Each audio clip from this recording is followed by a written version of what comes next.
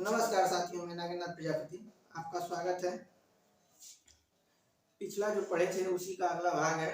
इसमें कुछ फैक्चुअल चीज़ें हैं जहाँ से क्वेश्चन बनते हैं। तो आइए इसको जल्दी से स्टार्ट करते हैं। देखते हैं कि फसल उत्पादन में क्या क्या चीज़ें हैं, कैसे कैसे हैं। तो अगर उत्तर प्रदेश में देखा जाए फसल उत्पादन, ये ऋतुओं के आधार पर फसल उत्पादन किया जाता है। 3 ऋतुएं यहाँ पर मानी जाती हैं। 3 ऋतुओं के हिसाब से 3 फसल बोए जाते हैं। मुख्यतः ये मुख्यतः है, और भी फसलें हैं लेकिन ये मुख्य रूप से अगर देखा जाए तो 3 फसल हैं 3 ऋतुओं के आधार पर। अगर पहली फसल देखा जाए तो रबी की फसल है, दूसरी खरीफ की, तीसरी जायद की। इनको किसी भी क्रम में आप मान सकते हैं। अगर रबी की फसल की बात की जाए तो ये शीत ऋतु में बोया जाता है। शीत ऋतु में कब? ये शीत ऋतु की फसल है, कब बोया जाता है? अक्टूबर से दिसंबर के बीच बोया जाता है। और काटा कब जाता है? मार्च से अप्रैल के बीच में काट लिया जाता है। ठीक है। इसके लिए क्या होता है? कम जल की आवश्यकता होती है, औसत तापमान की आवश्यकता होती है। ना बहुत ज्यादा टेम्परेचर की जरूरत होती है, ना बहुत कम टेम्परेचर की जरूरत होती है। माइनस में टेम्परेचर नहीं चाहिए। हाँ, एक औसत तापमान चाहिए, लगभग 10 से 20 डिग्री सेंटीग्रेड के बीच में। अगर इसकी फसल की बात करें तो गेहूं है, जौ है, चना है, मटर है, सरसों है, अलसी है, राई है, आलू है, तंबाकू, ठीक है ना, इत्यादि और भी सारी हैं। लेकिन इतना मुख्य है, इनसे क्वेश्चन बनते हैं कि खरीफ रबी की फसल कौन कौन सी है। अगर खरीफ की फसल की बात की जाती है, वर्षा ऋतु की फसल मानी जाती है। मई से जुलाई के बीच में बोई जाती है और सितंबर से अक्टूबर के बीच में इसको काट लिया जाता है। इसके लिए क्या क्या जरूरत होती है? ज्यादा तापमान की जरूरत होती है और अधिक से अधिक जल की आवश्यकता होती है। इसी वजह से इसको वर्षा ऋतु में बोया जाता है। अगर फसल की बात करें कौन कौन सी फसलें हैं, इसके लिए है फसल चावल है, मक्का है, ज्वार है, बाजरा है, कोदो है, सवई है और सनई है, जूट जिसको बोलते हैं, अरहर है, मूंगफली है, टांगुर है, कपास है, गन्ना है। ये सब सारी खरीफ की फसलें हैं जो कि वर्षा की ऋतु के समय में बोई जाती है। अगर जायद फसल की बात करें तो जायद फसल ग्रीष्म ऋतु में बोई जाती है। ठीक है ना। तो ग्रीष्म ऋतु की फसल इसको बोलते हैं। बोई कब जाती है? मार्च से अप्रैल के बीच में बोई जाती है। काट कब जाती है? जून से जुलाई के बीच में। ठीक है। इसके लिए अधिक तापमान की आवश्यकता होती है। ककड़ी, खीरा, तरबूज, खरबूज, परवल, लौकी आदि प्रकार की फसलें जायद फसल कहलाती है।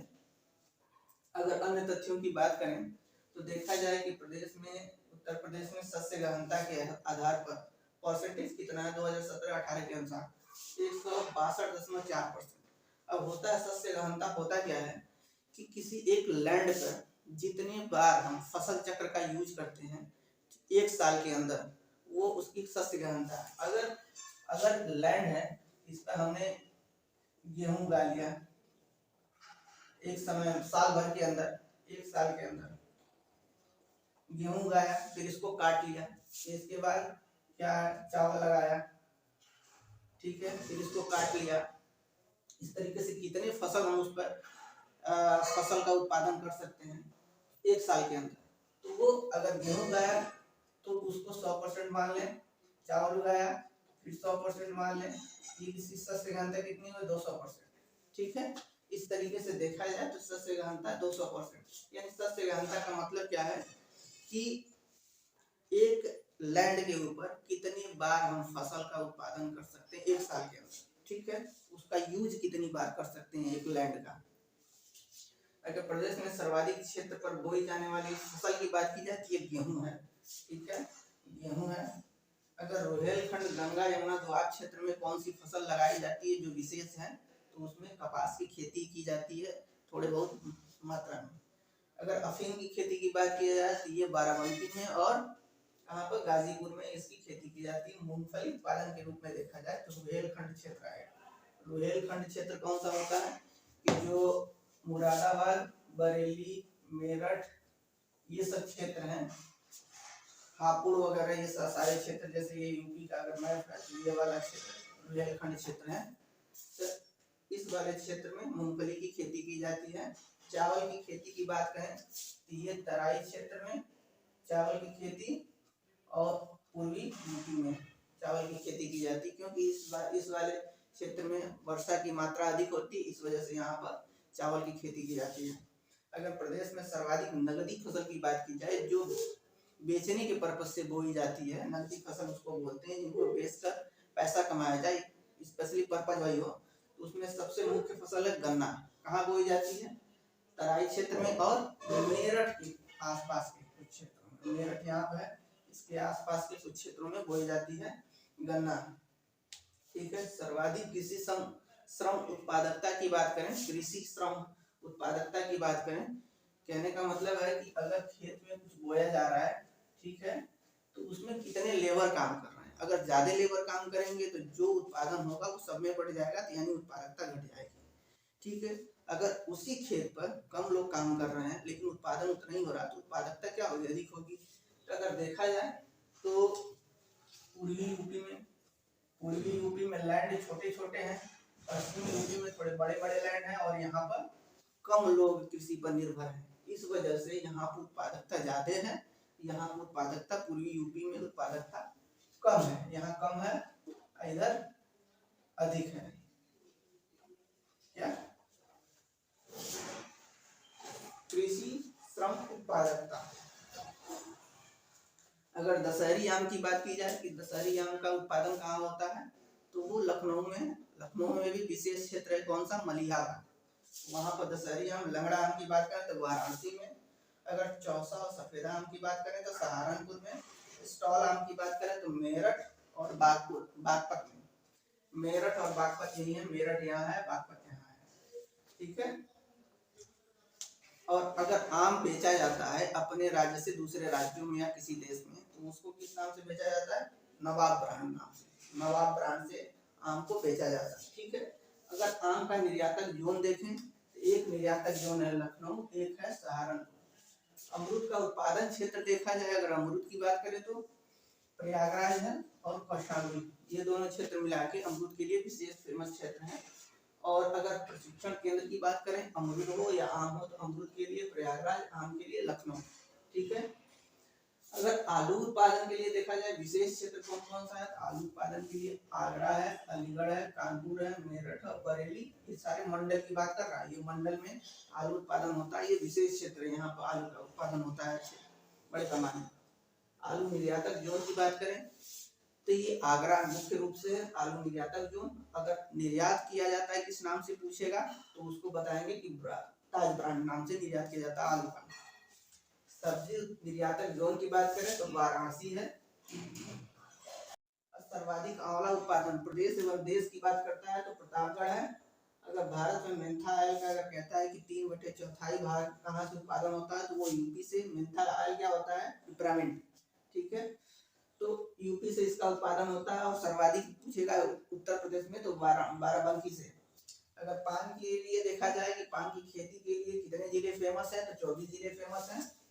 और प्रसिद्ध जिला कौन सा है, तो बरई मानपुर, बांदे जिले का बरई मानपुर जगह बांदा जिला फेमस है। और उसमें भी अगर देखा जाए तो बरई मानपुर। दूसरे नंबर पर कौन है? ललितपुर का पाली जगह। जिला पूछेगा तो ललितपुर, जगह पूछेगा तो पाली। अगर दुग्ध उत्पादन की बात करें, इसमें बहुत सारे फैक्ट हैं लेकिन सब जरूरी नहीं है, कुछ मुख्य हैं उसको लेके आया हूँ। जैसे देश व प्रदेश की प्रथम नियमित दुग्ध संघ की स्थापना की बात करेगा तो वो लखनऊ में 1938 में इसकी स्थापना की गई है। कौन सी? नियमित दुग्ध संघ। अगर राज्य दुग्ध परिषद की स्थापना की बात करें तो 1976 में इसकी स्थापना की गई है। और प्रादेशिक कोऑपरेटिव डेयरी फेडरेशन की बात करें तो 1962 में इसकी स्थापना की गई है। और रेस में दुग्ध नीति पूछा जाए कि कब से लागू किया गया, तो 2018 से। ये 1962 से। भैंस व गाय किसी भी नस्ल की हो, भैंस व गाय के सर्वाधिक दूध उत्पादकों को गोकुल पुरस्कार दिया जाएगा। लेकिन देसी नस्ल की गायों से सर्वाधिक दूध उत्पादकों को नंद बाबा पुरस्कार। तो गोकुल पुरस्कार किसको? किसी भी नस्ल की गाय या भैंसों, उनसे अगर दूध का उत्पादन कोई करता है सर्वाधिक मात्रा में, तो उनको पुरस्कार दिया जाएगा। लेकिन अगर देसी नस्ल की गाय से करता है सर्वाधिक दूध उत्पादन, तो उसे नंद बाबा पुरस्कार दिया जाएगा। अगर राज्य में प्रतिदिन प्रति व्यक्ति दुग्ध उपलब्धता की बात करें तो 350 ग्राम प्रतिदिन है 2017-18 के आंकड़ों के अनुसार। अगर देखा जाए कृषि योजनाएं, मुख्य कृषि योजनाएं, उसमें बहुत सारी चीजें नहीं पढ़नी है, लेकिन अगर कुछ मुख्य पढ़नी है तो वो चीज देख लेते हैं। 2013 में कृषि नीति आई थी। अगर इसके अनुसार पूछता है कि राज्य में कृषि विकास दर का लक्ष्य कितना है, तो 5.1% एनुअल है। अगर प्रदेश में जमींदारी उन्मूलन कानून की बात करें कब आया, तो 1950 में इसको लागू कर दिया गया। 1 जुलाई 1952 से इसको लागू कर दिया गया। चकबंदी योजना लागू करने की बात करता है तो 1954 से चकबंदी योजना लागू किया गया प्रदेश में। उत्तर प्रदेश अधिकतम जोत सीमा आरोपण अधिनियम, ठीक है, जिसको सीलिंग कानून कहते हैं, 1960 से इसको लागू किया गया सीलिंग कानून को। एंटी भू माफिया टास्क फोर्स का गठन की बात करें तो 8 मई 2017 से। कृषि उत्पादन मंडी परिषद की बात करें तो 1973 में इसकी स्थापना हुई। अगर मंडी परिषद के तहत वर्तमान में प्रदेश में क्रियाशील बाजार की बात करें तो 4 किसान बाजार हैं, 4 किसान बाजार हैं क्रियाशील वर्तमान में।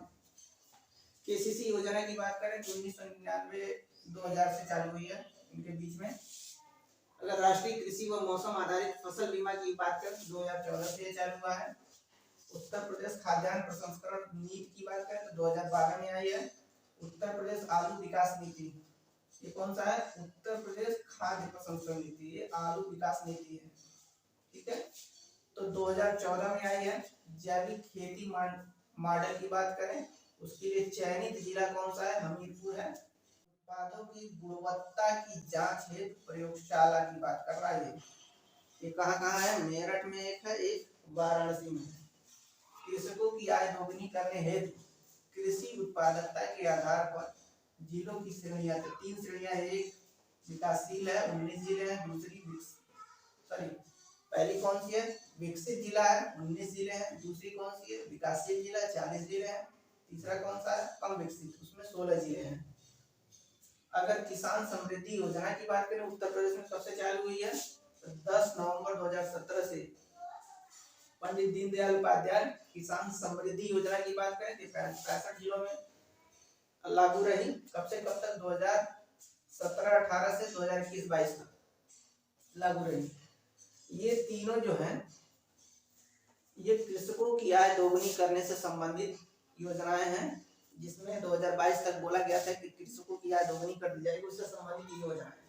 अगर देखा जाए देश के स्तर पर कृषि क्षेत्र में उत्तर प्रदेश का स्थान की बात करें तो किस किस फसल उत्पादन में या किसी भी चीज में उत्तर प्रदेश प्रथम है, किसमें द्वितीय है, तो देखा जाए तो कुल खाद्यान्न उत्पादन में उत्तर प्रदेश प्रथम है, गेहूं के उत्पादन में प्रथम है। अगर चीनी के उत्पादन में देखा जाए गन्ना के, दूध के, आलू के, आम के, आंवला के, तरबूज के, खरबूज के, इन सब में। सब्जी की भी बात करें तो सब्जी में भी, इन सब में उत्तर प्रदेश पहले स्थान पे है। साथ ही साथ पशुधन में भी है, और भैंस पशुधन में, भैंस पशुधन कौन सा, महिष वंशी, जो अलग अलग वंश की अलग अलग प्रजाति की भैंसें होती है, उसमें एक महिष वंशी प्रजाति की भैंस है, उसके पशुधन में भी उत्तर प्रदेश पहले स्थान पे है। ये पहले स्थान वाला हो गया। अगर दूसरे स्थान पूछा जाए कौन कौन है, तो दूसरे स्थान पर कुल गोवंशीय पशुधन, गाय में भी देखा जाए तो ये उत्तर प्रदेश हमारा दूसरे स्थान पर है। पहले स्थान पर कौन सा है, पश्चिम बंगाल है। अगर दूसरे स्थान पर देखा जाए चावल है, बाजरा है, जौ है के उत्पादन में उत्तर प्रदेश दूसरे स्थान पर है। चावल में देखा जाए पहले स्थान पर तो पश्चिम बंगाल है। कुल उत्पादन में अगर उत्पादकता की बात करेगा तो पंजाब हो जाएगा। बाजरा, जौ ये सब राजस्थान की है, इसमें राजस्थान प्रथम स्थान पर, उत्तर प्रदेश द्वितीय स्थान पर। सो अगर देखा जाए मिट्टी, कृषि और पशुपालन में ये जितने संबंधित इंफॉर्मेशन थे या फैक्ट थे और जानकारी जितनी भी थी वो सारी चीजें हमने दे दी। और अगला जब लेक्चर लेके आएंगे तो उसमें किसी और टॉपिक पर बात करेंगे। तो आप लोग सब्सक्राइब करिए, लाइक करिए और शेयर का बटन दबाइए ज़रूर, क्योंकि हमारे वीडियोस पर व्यू कम आते हैं, इस वजह से थोड़ा सा मोटिवेशन हमको कम मिलता है। तो इसको बढ़ाने की कोशिश करिए ताकि मैं अच्छे से अच्छे कंटेंट तैयार करके आप लोगों को प्रोवाइड कर सकूँ, क्योंकि मैं भी स्टूडेंट हूँ, पढ़ने वाला हूँ, तो अपने ही समय में से काट के आप लोगों के लिए समय निकालता हूँ। सो धन्यवाद। ओके।